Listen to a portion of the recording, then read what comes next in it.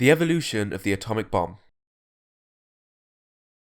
The atomic bomb was made theoretically possible in 1938 with thanks to Otto Hahn, Lisa Meitner and Fritz Strassmann after they discovered the possibility of nuclear fission. A year after this discovery, President Roosevelt set up the Advisory Committee on Uranium. This specialist team of people were tasked with seeing how uranium could be weaponized. This committee would later be renamed to the Office of Scientific Research and Development, or OSRD for short.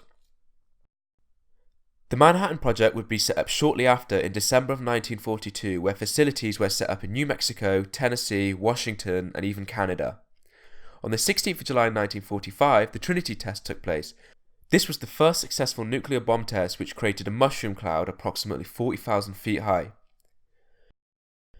At this point, the Manhattan Project scientists had created two different types of atomic bomb, the Little Boy, which was uranium-based, and the Fat Man, which was plutonium-based. The day after the Trinity Test, the Potsdam Conference took place, which included some of the most powerful politicians from all over the world, including Truman, Churchill, and Stalin. Here is where Japan was told to surrender or face a prompt and utter destruction.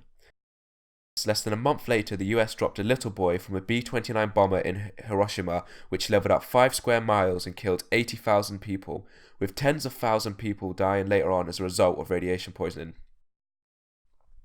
A few days after this, a Fat Man was dropped in Nagasaki after Japan was still refusing to surrender as a result of the Hiroshima bombing. This latest attack killed 40,000 people on impact.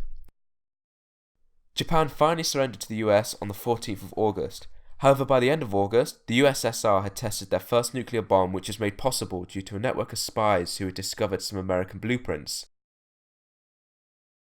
In 1950, the US responded to the Russians by stepping up their production of nuclear weapons. This is where the nuclear arms race officially began. By the early 1960s, the anti-nuclear movement in the US had reached a massive scale due to environmental and health fears. However, while all this was going on, the Russians had set up some nuclear weapons in Cuba, which was less than 100 miles off the US shorelines. This triggered a 13-day political standoff and would later be known as the Cuban Missile Crisis. Experts say this is the closest we've ever gotten to full-on nuclear war.